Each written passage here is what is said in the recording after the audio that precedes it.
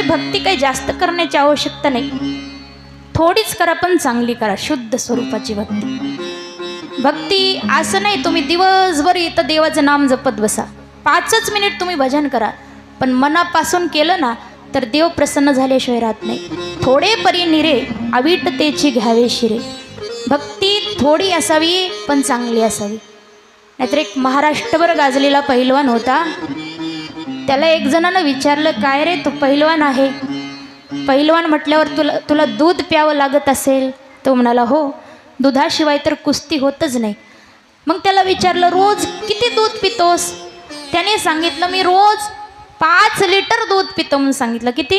रोज 5 litre दूध पितो. मग त्याला विचारलं, त्या दुधामध्ये पाणी किती असतं? त्यांनी सांगितलं 4.5 लिटर.